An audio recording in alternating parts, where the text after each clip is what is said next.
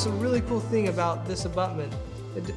You could completely remove the abutment altogether and still be able to get the prosthesis back into place. All of them could be loose. So let's just loosen all of them real quick. So that's loose. That's loose. There we go. And there we go. Good. And now you see I'm just going to randomly move them around. So you can see that we're not playing any movie tricks here. Good. So it's completely out of orientation from the prosthesis. So then the prosthesis just goes in place.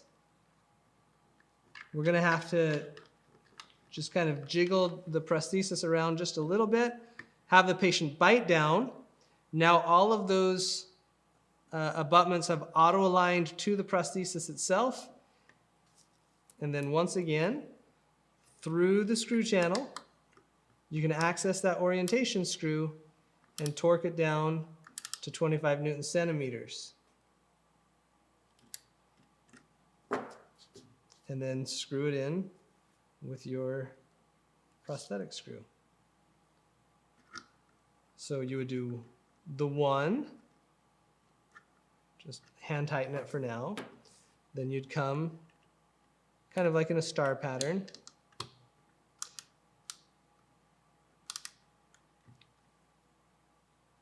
Torque it to 25 Newton centimeters. Put the prosthetic screw in place.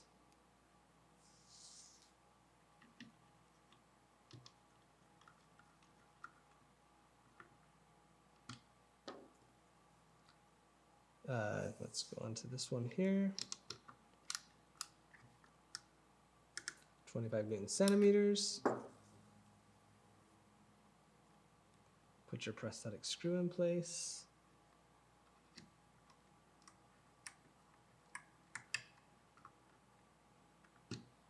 And then lastly,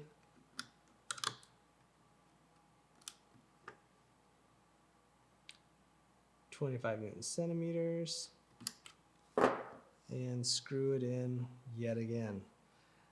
And so now your hygienist can relax, take a deep breath, and realize that she absolutely loves the Omnibut, just like I do. Torque that down to 15 Newton centimeters. We'll come across the arch, torque this down to 15 Newton centimeters.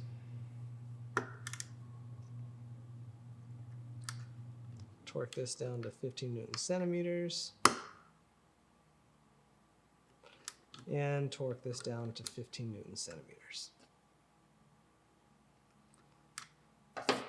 And then you proceed to fill in the screw access channels with your preferred filling material. And it could be PVS, it could be Teflon and composite, it could be Teflon and some kind of temporary filling material like Teleo Onlay or Firmit or Tempit. It doesn't really matter, it's your preference, but just like that, you're able to get the prosthesis back in place, even if all of the abutments had loosened over time, which is unlikely to occur.